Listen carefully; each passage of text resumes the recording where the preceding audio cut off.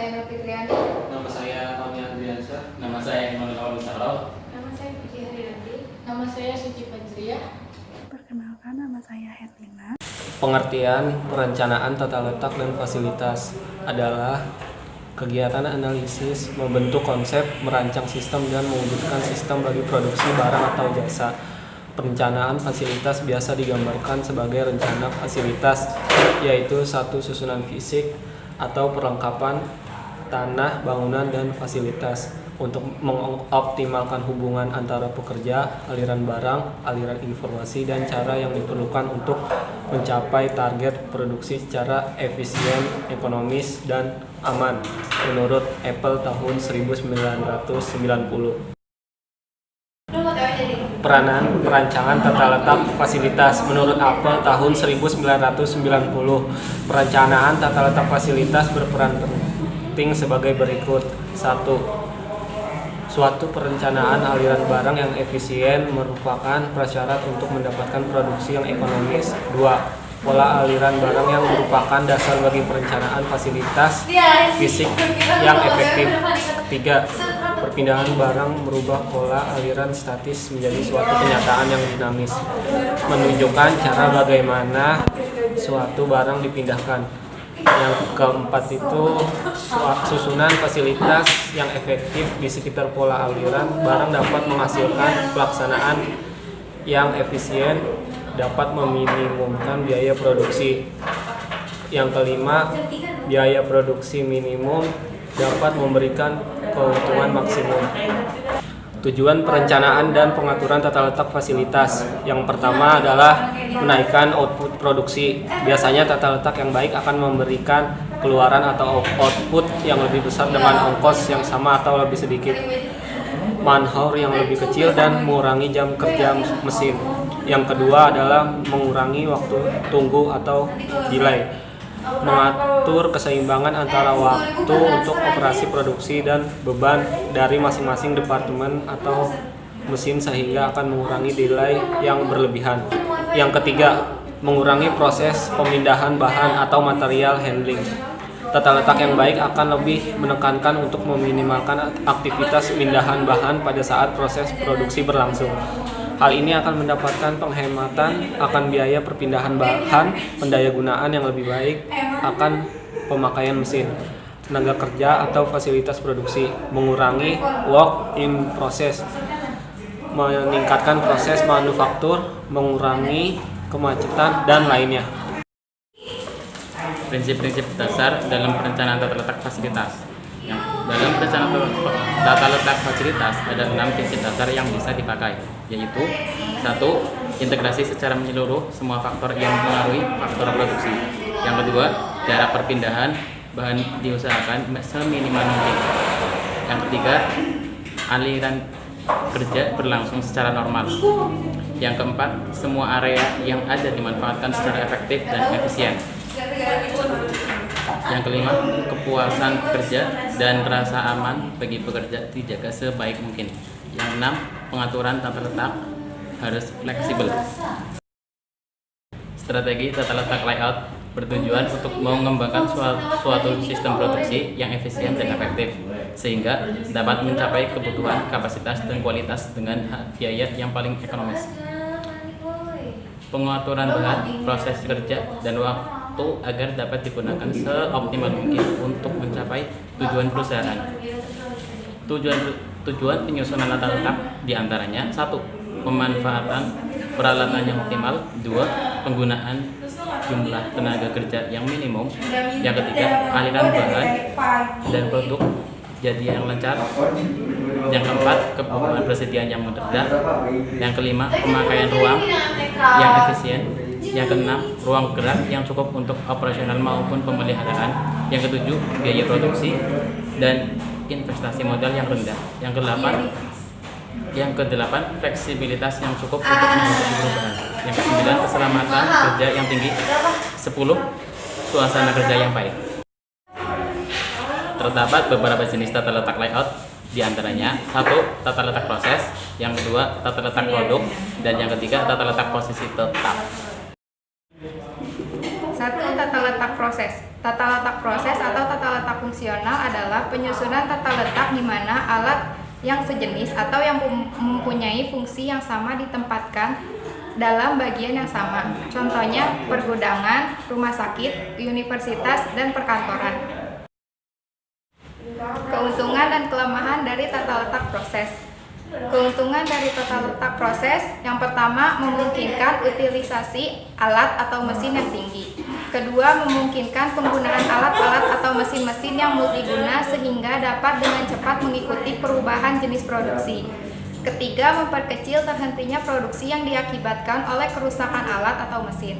Keempat, sangat fleksibel dalam mengalokasikan personil dan peralatan.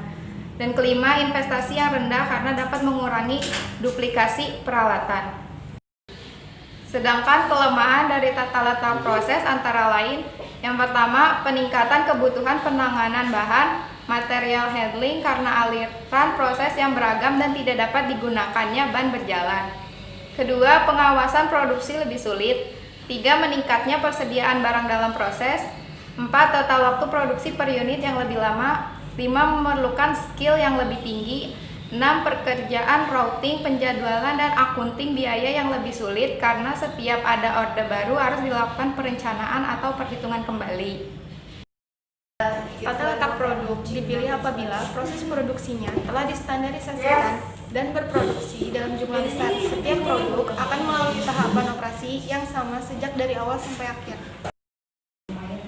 Keuntungan dan kelemahan tata letak produk. Keuntungan tata letak produk yaitu 1. Aliran material simpel dan langsung. Kedua, persediaan barang dalam proses rendah. Ketiga, total waktu produksi per unit rendah. Keempat, tidak memerlukan skill tenaga kerja yang tinggi. Kelima, kebutuhan material handling yang rendah. Keenam, pengawasan proses produksi yang lebih mudah. Ketujuh, dapat menggunakan mesin khusus dan otomatis. Kedelapan, dapat menggunakan ban berjalan karena aliran material sudah tertentu.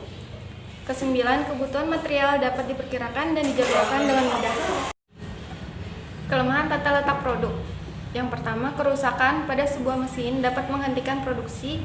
Kedua, perubahan desain produk dapat mengakibatkan tidak efektifnya tata letak yang bersangkutan. Yang ketiga, apabila terdapat bottleneck dapat mempengaruhi proses keseluruhan. Yang keempat, biasanya memerlukan investasi mesin atau peralatan yang besar. Yang kelima, karena sifat pekerjaannya yang monoton dapat mengakibatkan kebosanan. Tata letak posisi tetap. Tata letak posisi tetap diperlukan apabila karena ukuran, bentuk, ataupun karakteristik lain sehingga menyebabkan produknya tidak mungkin atau sukar untuk dipindahkan. Produk tetap berada di tempat yang telah ditentukan, namun peralatan dan tenaga kerja yang mendatangi produk tersebut.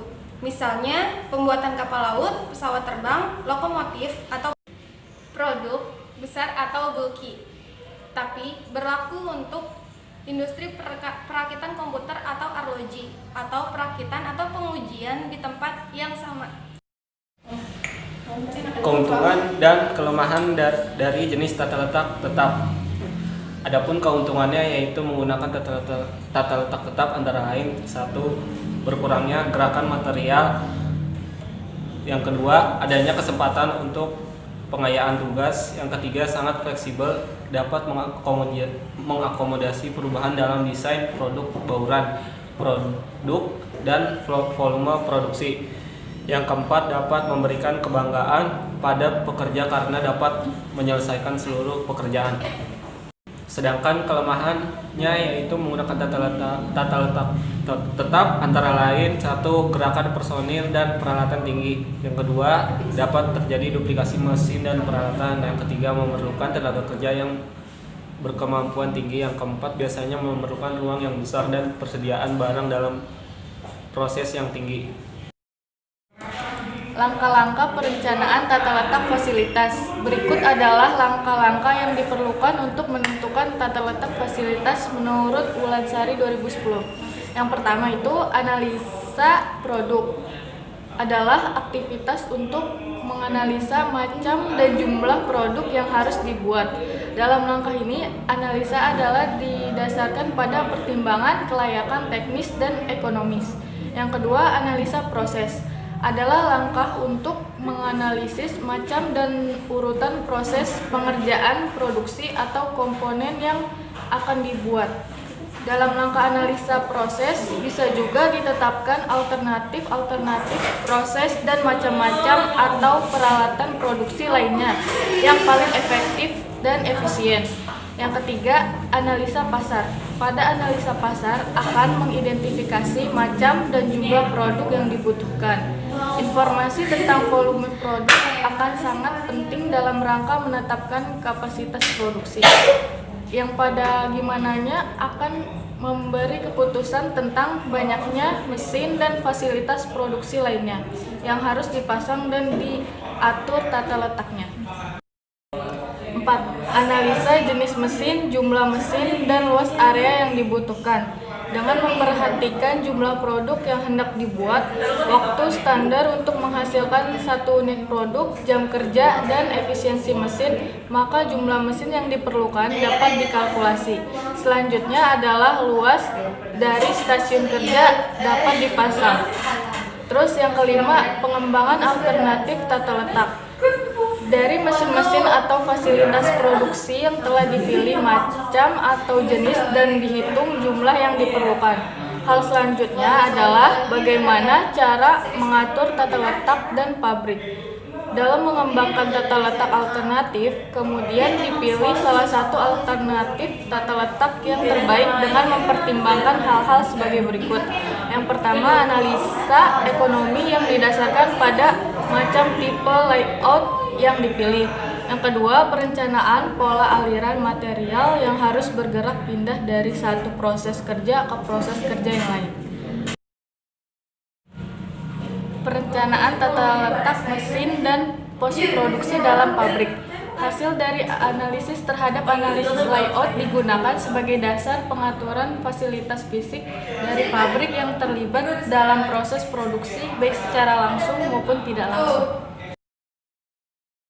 Sesuai dengan hasil pembahasan yang telah kami lakukan, maka dapat dibuat kesimpulan bahwa perencanaan tata letak fasilitas yang tepat dan baik akan memberikan dampak positif bagi perusahaan, karena tata letak fasilitas yang tepat akan mendukung sebuah perusahaan di dalam pencapaian tujuan yang mengarah pada peningkatan profitabilitas perusahaan yang didasari dengan adanya efisiensi dan produktivitas kerja yang baik. Dan tata letak fasilitas mampu menyelesaikan permasalahan di perusahaan, yaitu terjadinya banyaknya gerakan bolak-balik antar tempat produksi dalam proses perpindahan barang, sehingga menyebabkan jarak perpindahan barang menjadi panjang. Tidak adanya jalur perpindahan barang juga sudah dapat dihindari, sehingga proses perpindahan barang menjadi lebih lancar dan efektif. Keberadaan mesin-mesin yang rusak di area produksi juga telah diatasi sehingga tidak lagi mengganggu kenyamanan operator saat bekerja.